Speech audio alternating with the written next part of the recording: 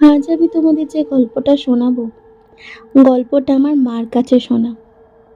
কার জীবনে ঘটেছিল সেটা আমার জানা নেই, তবে গল্পটা আমরা দুই ভাই বোন বারবারই মার কাছে শুনতে চাইতাম, যেহেতু আমরা হরর স্টোরি শুনতে পছন্দ করি। তো গল্পটা হলো এই: একজন ব্যক্তি, তিনি রোজ মর্নিং ওয়াক করতে যেতেন।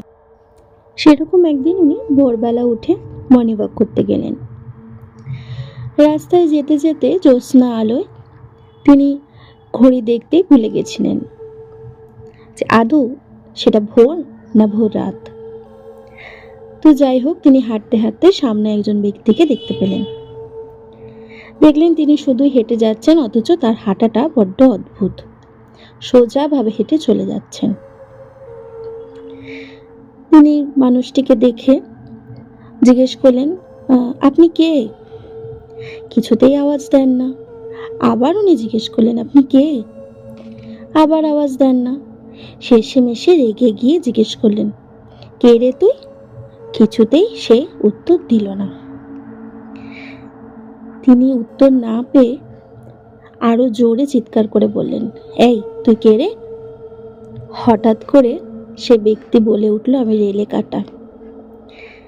এই কথাটা শুনে লোকটি এত ভয় পেয়ে যায়, সে উল্টো পথে হাঁটা দেয়।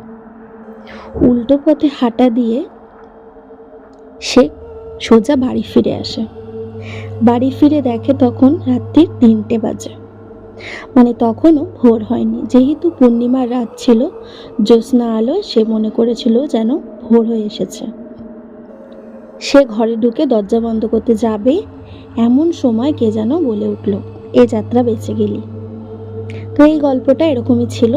তো ছোটবেলার থেকে আমি আর আমার দাদা এটাই হরর স্টোরি হিসেবে মার কাছে শুনতাম, বারবার শুনতে চাইতাম। তো কার জীবনে ঘটেছিল, কে সেই ব্যক্তি, আমাদের জানা নেই। তো গল্পটা ভালো লাগলে একটা লাইক করে দিও, কমেন্টে জানিও কেমন লাগলো। আর গতকাল যে গল্পটা আমি পোস্ট করেছিলাম, অনেকে আমাকে প্রশ্ন করছো এটা কি সত্যি?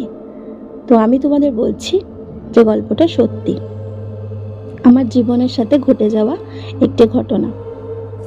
তো যার মনে হবে এটা গল্প, সে গল্প হিসেবে নেবে, যার মনে হবে সত্যি, সে সত্যি হিসেবে নেবে। আর তোমাদের যদি কারোর জীবনে এরকম কোনো সত্যিকারের ঘটনা বলতে ইচ্ছে করে, তাহলে সে অবশ্যই আমাকে মেসেঞ্জারে গল্প পাঠিয়ে দিতে পারো। আজকের মতন টাটা, আবার দেখা হবে নতুন একটা গল্প নিয়ে।